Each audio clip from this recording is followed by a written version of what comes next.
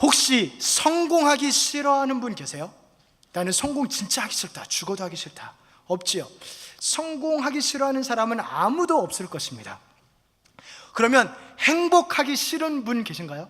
나는 행복은 싫다, 도저히 행복은 나한테는 어울리지 않는다, 그런 분이 계신가요? 행복은 성적순이 아니라 그렇다면 성공순인가요? 성공하면 행복한가요? 허핑턴 포스트라는 그 기사에서 이런 기사가 있습니다. 성공을 거두고 행복하기까지 한 사람들의 행동은 어떻게 다른가? 성공을 거두고 행복하기까지 한 사람들은 어떻게 다른 행동을 했는가? 그래서 성공한다고 반드시 행복한 것은 아닌 것 같다라는 그러한 인식이 그냥 일반적으로 인식이 있다라는 것이죠. 이 기사는 성취에 의한 행복감은 생각보다 그리 오래가지 않는다라는 문장으로 시작해요. 성취, 무언가를 열심히 노력해서 성취했는데 그거에 따른 행복감이 사실 그리 오래가지 않습니다. 바로 허무하기도 하고, 너무 허무하기 때문에 잠을 못 자기도 하고, 그렇게 마침내 목표를 이뤘지만 그게 그리 길지 않다는 것이죠. 그래서 이 또 다른 프로젝트를 찾기도 하고, 더 자극적이고 더 큰 것, 더 나의 이름을 날릴 수 있는 것들을 구하며 거기에 중독되면서 나아간다라는 주장이기도 합니다. 그래서 실제로 하버드 비즈니스 스쿨의 한 연구자들은 성공한 프로페셔널들을 연구를 했어요. 그들을 인터뷰를 하고 연구를 해서 조금이라도 더 길은 그런 성취감, 행복감을 주는 게 무엇이 있을까를 연구를 했고, 그에 대한 4가지 특징을 발견했습니다. 첫 번째로 행복입니다. 그들은 즐거움과 만족을 낳는 행복을 추구했습니다. 두 번째는 성취, 그들은 느낄 수 있는 결과를 낳는 행복을 추구했습니다. 세 번째로 의미, 그들은 가장 중요한 사람들에게 긍정적인 영향을 주는 행동을 추구했습니다. 네 번째, 족적, 그들은 가치와 지식을 타인에게 물려줄 수 있는 행동을 추구했습니다.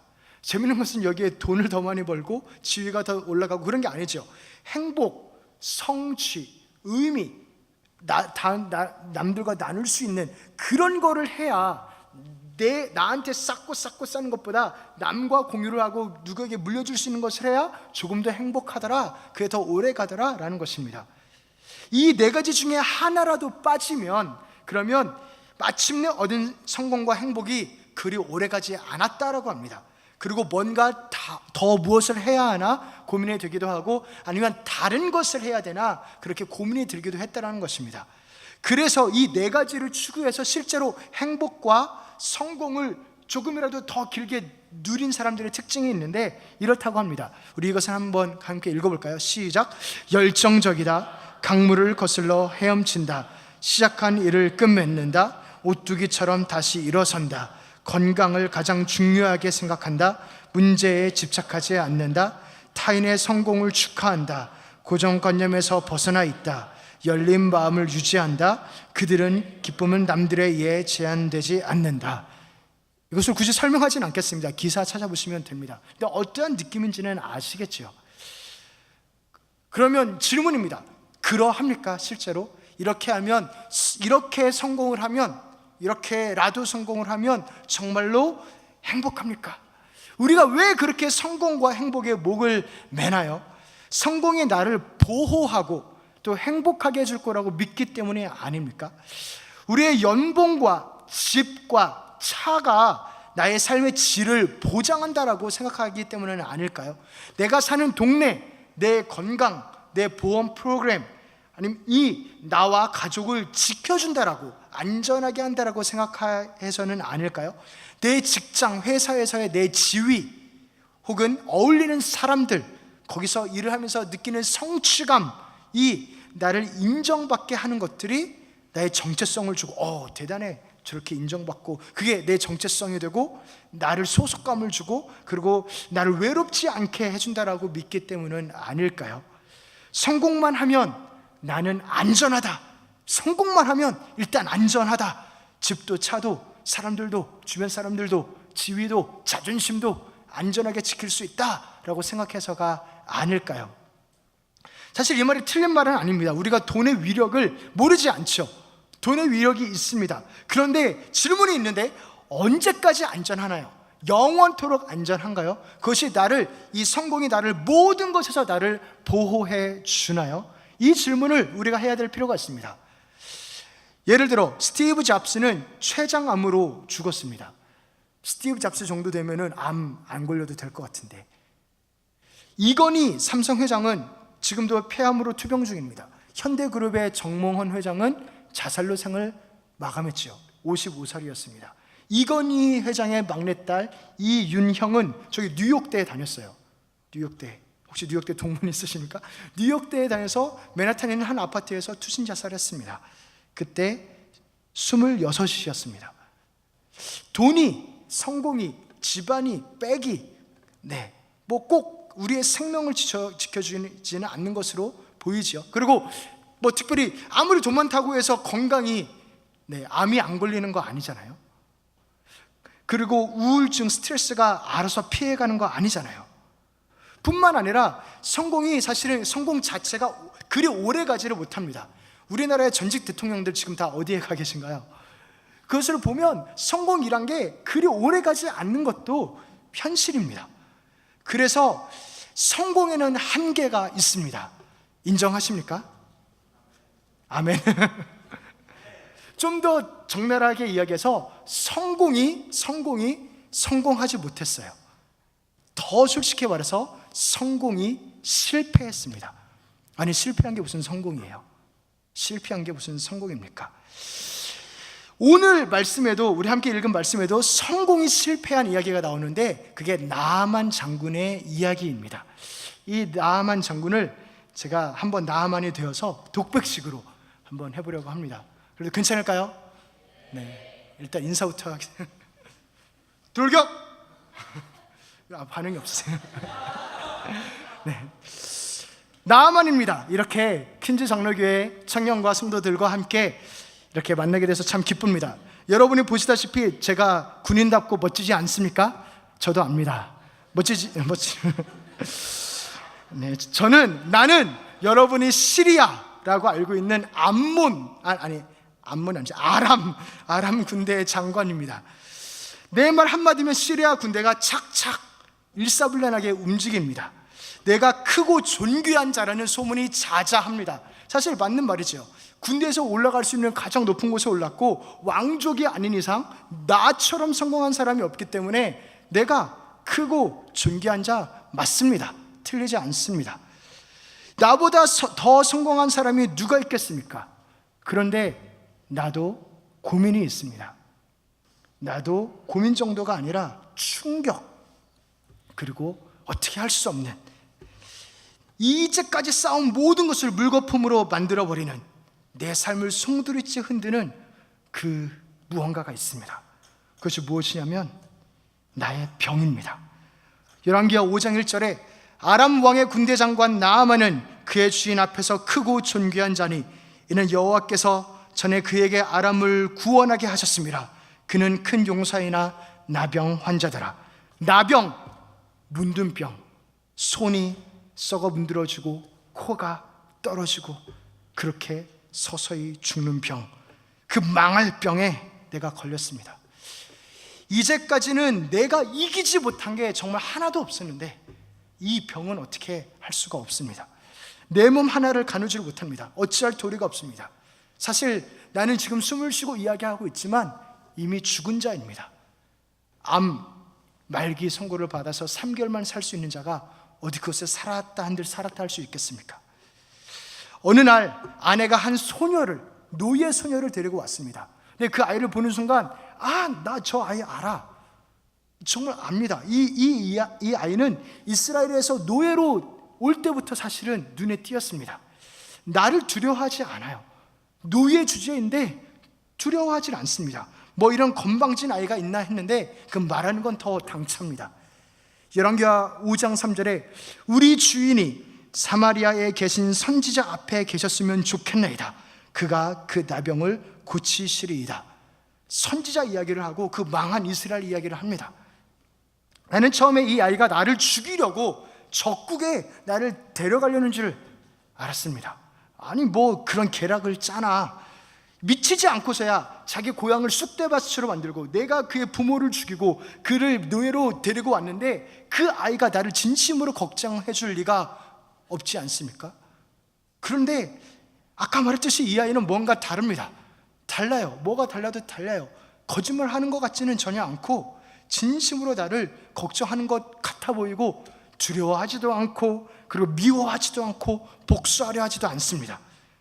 오히려 기분 나쁘게 나를 불쌍히 여기는 것 같습니다.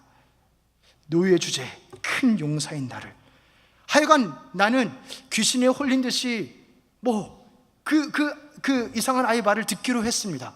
그래서 왕이 참 미쳤다고 생각할지도 모르는데 왕한테 찾아가서 이 아이가 말한 그 선지자 이야기를 하고 이스라엘 왕한테 나 좀 편지 좀 써달라고 이야기했습니다. 청년 여러분, 추천서가 얼마나 중요한지 잘 아시죠? 그 추천서, 편지 써달라고 했습니다. 내 나라의 국격과 내 지위에 걸맞게 은 10달란트, 금 6,000개, 의복 10벌을 가지고 필요한 선물과 편지와 왕의 친서와 그리고 또 걸맞은 의전을 하면서 그 이스라엘 왕을 만나서 왕의 편지를 전해 주었습니다. 6절에 내 신하 나아만을 당신에게 보내오니 그의 병을 고쳐주소서. 이스라엘 왕이 이 편지를 읽더니 얼굴이 두려워지고 표정이 어두워지고 두려워하면서 옷을 찢는 것입니다. 얼마나 놀랐는지 모릅니다. 그리고 소리를 지르면서 이야기하기를 7절에 내가 사람을 죽이고 살리는 하나님이냐? 그가 어찌하여 사람을 내게로 보내 그의 나병을 고치라 하느냐? 아니 이게 무슨 말입니까? 내가 왕의 편지도 갖다 주고 선물도 갖다 주고 필요한 예의를 갖추고 그렇게 했으면 당연히 선지자를 불러서 내 환처에 내 아픈 곳에 손을 얹고 고치게끔 해야 되는 거 아닙니까? 우리 아람 나라의 제사장들은 왕이 시키면 시키는 대로 하고 그러는데 그 뜻을 맞춰주는데 하여간 이 나라의 선지자는 참 건방진가 봅니다. 이 나라의 신은 인간이 어떻게 하는 신이 아니라 인간을 어찌하는, 인간을 좌지우지하는 신인 것 같아 보입니다. 하여간 이 이스라엘은 그 노예 아이도 왕도 선지자도 신도 다 하여간 이상합니다. 우리와는 다릅니다. 그런데 사실 이 왕의 말이 틀리지 않습니다. 내 왕의 권력, 그 화려한 인맥, 그리고 화려한 선물과 정성을 다한 예의, 의전도 사실은 내 병을 고치지 못하지요. 그러니까 내 이 변방에 이 나라까지 간 거 아닙니까? 아무 힘도 못 씁니다. 사실 이 이스라엘 왕의 반응이 어찌 보면 맞는 것일지도 모릅니다. 아니 맞습니다. 병을 낫게 하는 것은 사실 돈, 힘, 인맥이 아니라 진짜 신만이 할 수 있는 일이지요. 인정할 건 인정하기로 했습니다. 며칠 후 왕은 선지자를 찾아가라고 주소를 줬습니다. 이 선지자 정말 어처구니가 없습니다. 강국에 군대 장관이 왔으면, 그 집 앞에 왔으면 이거 나와야 되는 거 아닙니까? 나와서 예의를 갖추고 인사해야 되는데, 기다려야 되는데 그러지도 않고 콧배기도 안 보이고 사람 하나 띡 보내더니 저 요단강 그곳 가서 씻으라고 합니다. 10절에 엘리사가 사자를 그에게 보내 이르되 너는 가서 요단강에 몸을 7번 씻으라 내 살이 회복되어 깨끗하리라 하는지라. 정말 이 인간은 죽고 싶어서 환장했습니다. 내가 누군지를 모르는 것입니다. 이 선지자가 달려와서 내 아픈 부분에 손을 이렇게 대고 당신의 신의 이름을 부르면서 뭔가를 해야 되는 것 같은데 그러지 않습니다. 요단강 그 조그만 개울, 우리 장엄한 다메섹강, 그 강이라면 모를까? 그것도 7번 장난하는 것도 아니고 한 번 담그는 거랑 3번, 근데 굳이 7번씩은 담가야 됩니까? 그거 왜 하는 겁니까? 지나가는 애도 할 수 있는 겁니다.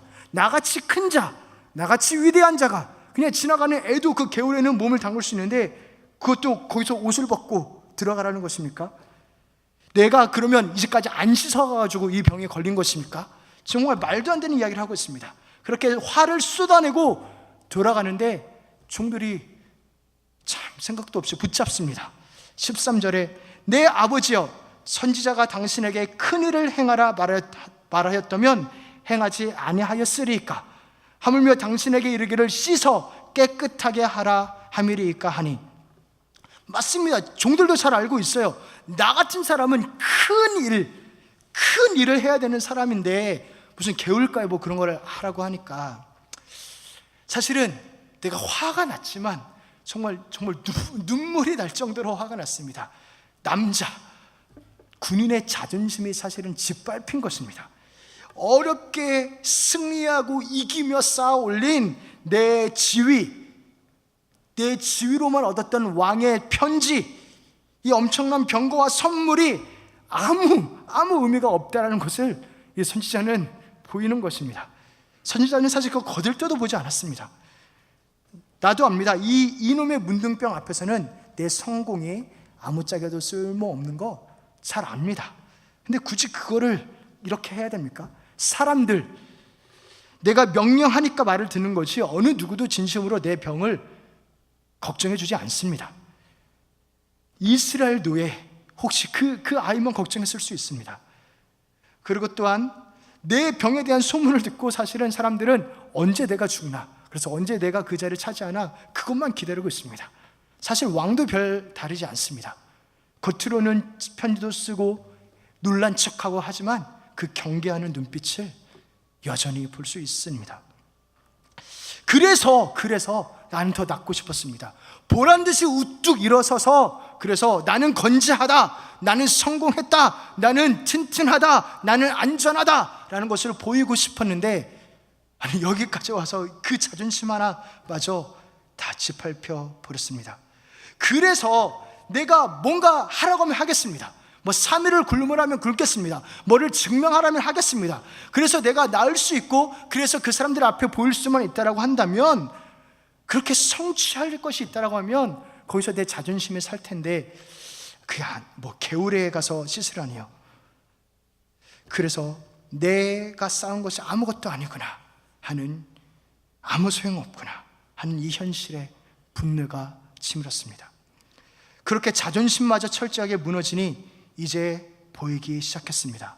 내 인생 내 뜻대로 안 되는구나. 인간의 성공 노력은 실패하지만 그렇기 때문에 실패하지 않는 무언가가 나에게는 필요한 거구나, 혹은 누군가가 나에게 필요하다는 것을 깨달았습니다. 그가 나를 인정해주고 그가 나를 사랑해야 하는 것을.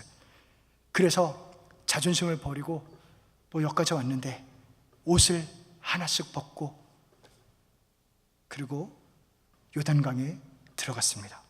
14절에 나아만이 이에 내려가서 하나님의 사람의 말대로 요단강에 7번 몸을 잠그니 그의 살이 어린아이의 살같이 회복되어 깨끗하게 되었더라. 처음 몸을 담갔을 때, 그리고 두 번째 담갔을 때는 진짜 내가 뭐 하나 싶었습니다. 부끄럽고 어이없고. 근데 3번, 4번 담그니까 그런 생각도 없고 그냥 믿져야 본전이지, 뭐 이미 하고 있는데 뭐 어쩔 거야 하는 마음을 먹었습니다. 5번, 6번 담그면서는 이거 안 되면 안 되는데, 내가 진짜 다 버리고 하고 있는 건데. 그리고 마침내 7번 담글 때는 이상하게도 그런 조급함도 사라졌습니다. 그리고 에라 모르겠다 하면서 다 바뀌었습니다. 7번째 담그고 나오는데 깨끗합니다. 어린아이 피부 같습니다. 그런데 생각보다 그리 놀라지 않았습니다. 왜냐하면 누가 이것을 했는지 알기 때문입니다. 여호와 하나님, 이스라엘 민족이 말하는 그 천지를 지었다라고 하는 그 하나님 여호와, 그 말이 진짜였던 것입니다. 그분이 여호와라면, 천지를 창조했다라고 하면 고칠 수 있겠지요. 사실 그분에게는 당연한 것이겠지요. 저는 여호와를 그 시간에 만났습니다. 사실 놀라는 것보다는 두려움이 더 앞섰습니다. 여호와 앞에서 그렇게 건방지게 내 성공, 내 돈, 내 병거를 들이대밀었던 내가 너무 부끄럽고 죄송하고 사실은 두려웠습니다. 날 긍휼히 여기고 그런데 용서하셨다라는 것을 깨닫게 될 때, 이거는 말 그대로 은혜라는 것을 알게 되었습니다. 그 하나님 앞에서 크고 존귀한 자 아무 의미 없습니다. 용사와 돈, 성공 아무것도 아닙니다. 마치 저 하늘의 독수리가 보기에 어른이나 아이나 키가 똑같아 보이듯이 저 하늘에 보이기에 내가 쌓은 것들은 아무것도 아닌 것입니다. 하나님이 나를 고치신 것을 잘 알았기에 그래서 나는 이 선지자도 이해가 됐습니다. 선지자가 나올 이유가 없지요. 왜냐하면 선지자가 고치는 게 아니니까요. 모든 게 다 이해되기 시작했습니다. 그리고 내 과거도 이해되기 시작했습니다. 내 과거에 내가 어떻게 해서 그 군대 장관 자리에까지 갔는지, 그 자리에 가서 그 병에 걸려서 나를 이 자리에 오게 해서 나를 만나게 하시려는 그분의 계획이었다는 것을 깨닫게 되었습니다. 1절 말씀에 아람 왕의 군대 장관 나아만은 그의 주인 앞에서 크고 존귀한 자니 이는 여호와께서 전에 그에게 아람을 구원하게 하셨습니다.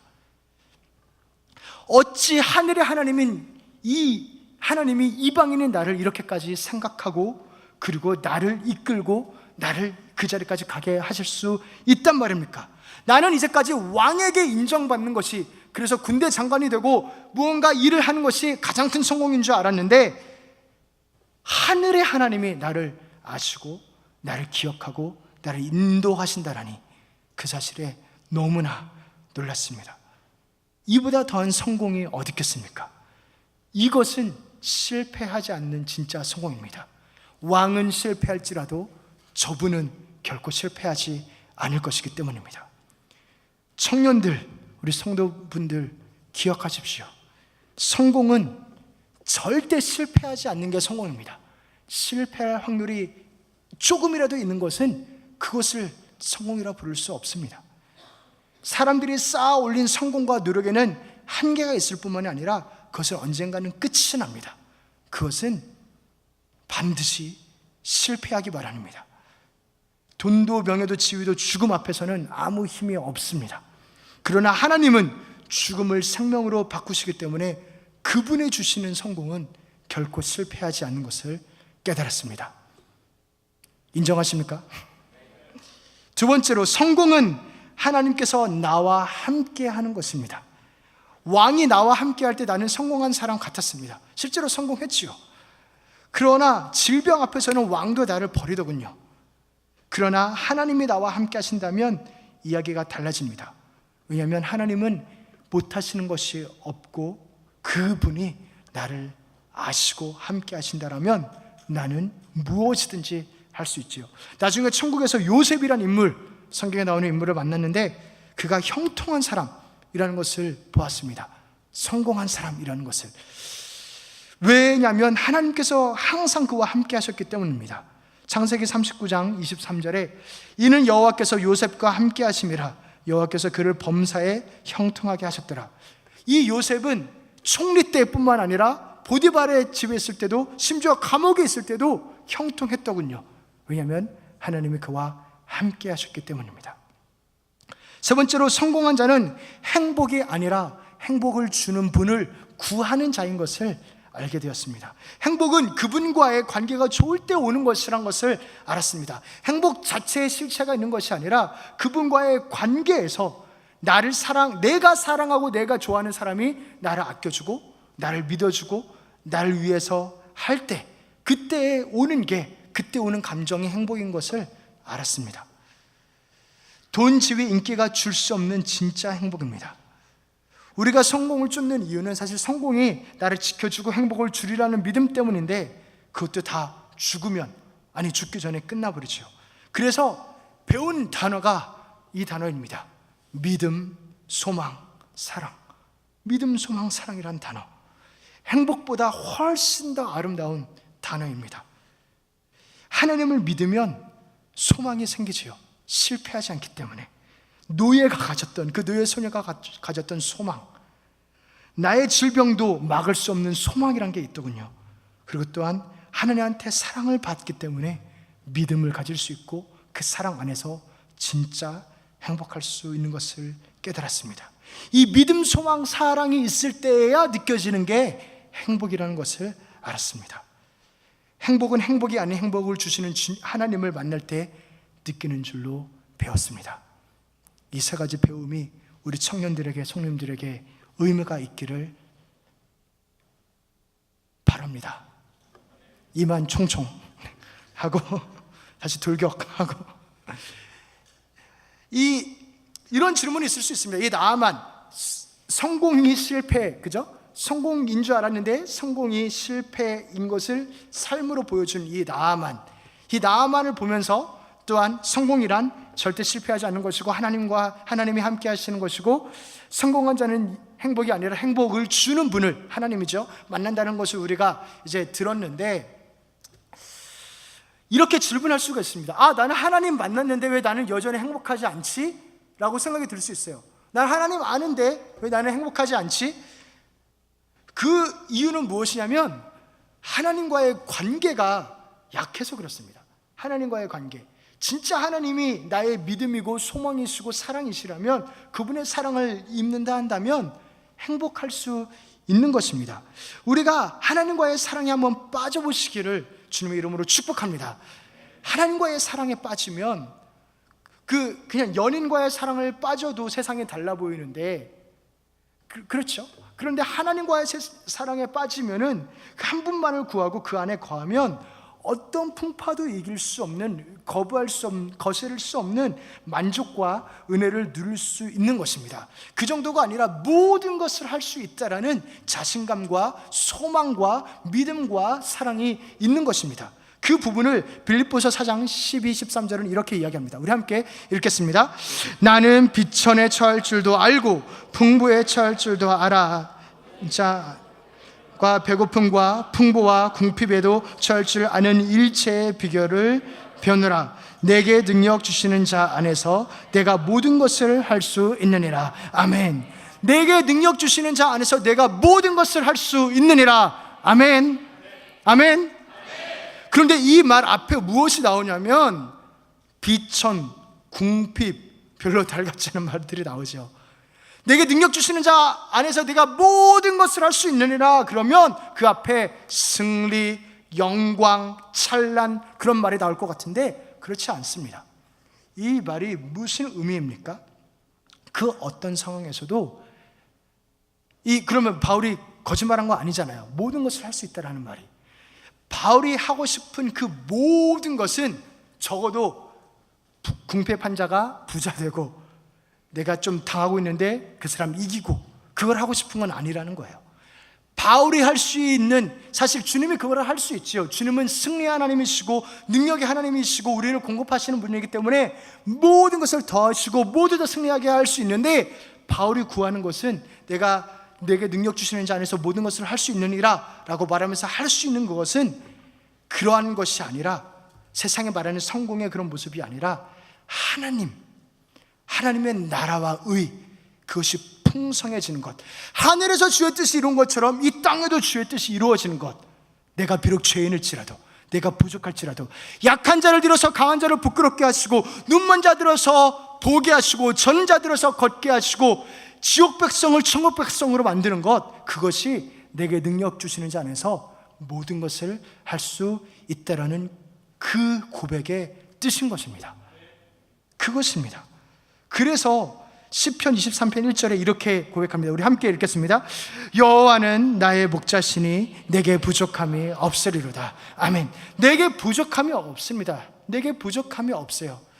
내게 부족함이 없습니다. 이 말은 내가 더 원하는 게 없고, 그리고 또한 완전 만족한다는 것입니다. 하나님께서 내게 집도 주고 차도 주고 직장도 주고 여러 가지를 주기 때문에 내가 부족함이 없다라는 것이 아니라, 이 시편 기자가 원하는 것은 하나님만 원하는 거예요. 하나님 한 분만, 하나님 한 분만, 하나님 한 분만 원하는데, 내가 원하는 것은 내가 원하는 한 가지, 주님의 기쁨이 되는 것. 진짜 하나님 한 분만 진심으로 원하는데, 보니까 하나님이 나의 목자시네. 그럼 됐네. 나는 원하는 거 다 얻었네. 그래서 나는 부족한 게 없네 라는 것입니다. 이 말이 그냥 하는 말이 아니라 정말로 그렇게 느끼는 것입니다. 여호와가 나의 목자시니 나는 부족함이 없으리로다. 할렐루야. 이것이 말장난이 아닙니다. 이 세상에 예수님 없어 지옥 가는 사람이 얼마나 많습니까? 이 세상에 부자와, 역사상 부자, 권력자, 왕들, 적어도 뭐 수천, 수만 명은 됐을 거예요. 근데 그 사람들이 지금 예수님 안 믿었으면 어디가 있습니까? 지옥가 있습니다. 이 땅에서 성공이 무슨 의미가 있을까요? 지옥 간 사람 성공한 사람인가요? 지옥 간 사람? 지옥 간 사람 성공한 사람 아니지요. 뭐 어떠한 이 땅에서 무엇을 누렸는지 몰라도 적어도 지옥 간 사람은 성공한 사람이 아닙니다. 그런데 이 땅에서의 삶하고 그 영원의 삶하고 어느 게 더 긴가요? 영원의 삶이 비교할 수 없게 깁니다. 예를 들어 내가 만약 1초 공부하고 올 A를 받을 수 있다고 한다면 그 1초 공부할까요? 안 할까요? 안 해요. 하지요. 진짜 1초만 공부하면 올 A를 다 받아요. 4년 내내. 그러면은 1초 하겠지요. 이 땅에서의 삶이 이 영원의 삶에 영향이 있습니다. 이 영원의 삶은 이거에 비해서는 정말 이 땅에서 삶은 1초, 아니 만분의 1초도 안 되는 그 삶일진데, 이 자리에서 예수를 믿으면 이 영원을 천국에서 살고, 여기서 예수를 안 믿으면 이 영원을 지옥에서 사는 실패자 중에 실패자가 되는 것입니다. 저 천국이 진정한 성공인 줄로 믿습니다. 우리가 저 천국을 진정한 성공으로 보지 못하기 때문에 이 땅에서 살아가는 사람들이 돈과 명예와 지위를 성공으로 바라보는 것에 우리도 계속 그것에 설득되어 있기 때문에 저 천국을 소유한 것을 성공으로 바라보지 못하는 것입니다. 그게 안타깝지요. 사랑하는 성도 여러분, 우리 청년 여러분, 저 예수를, 저 하나님 나라를 소유한 것이 진정한 성공인 줄로 믿습니다. 실패하지 않는 성공, 저 천국은 실패할 수가 없지요. 하나님은 실패할 수 없으니까. 이게 진짜 성공입니다. 이게 진짜 성공입니다. 그런데 중요한 것은 우리가 죽어서만 천국을 갈 수 있는 게 아니에요. 이 땅에서도 천국을 살 수가 있습니다. 할렐루야.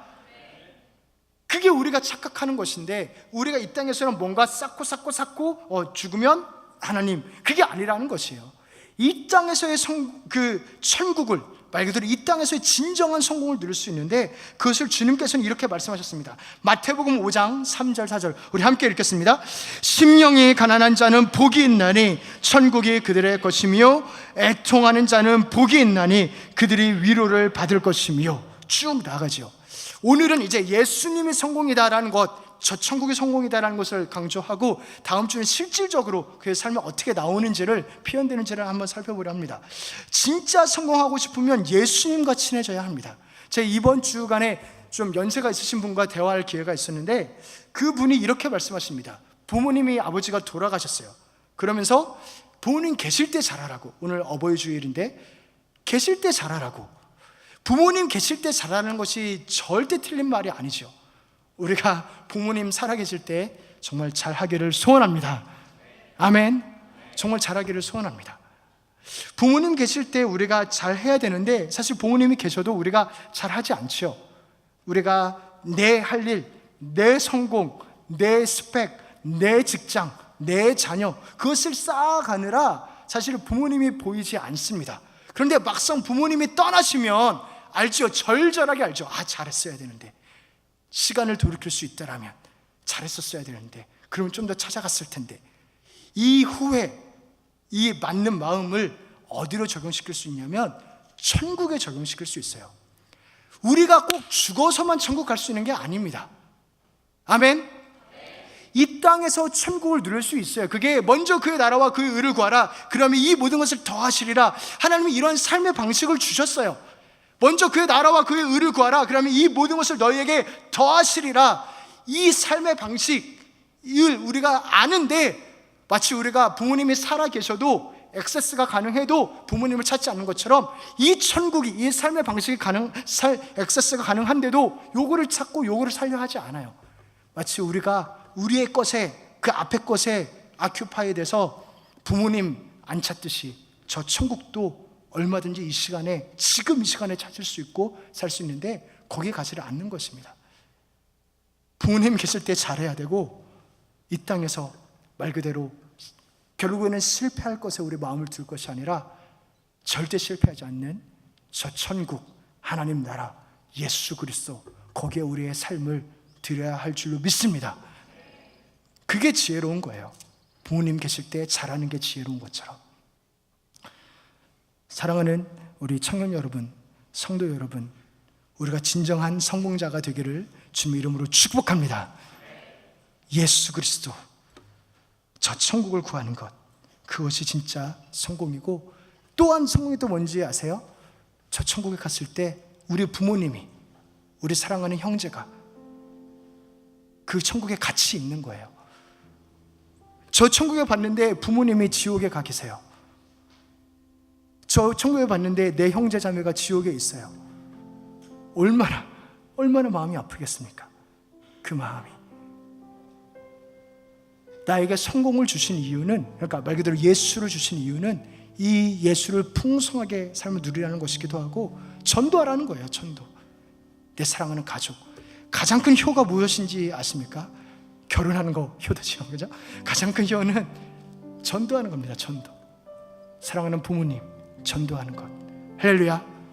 그렇게 우리가 내가 진짜 사랑하는 하나님을 진짜 사랑하는 부모님과 가족에게 전하며 그 성공을 우리 함께 누리기를 간절히 기도합니다. 그 은혜가 충만하시기를 주님 이름으로 축복합니다.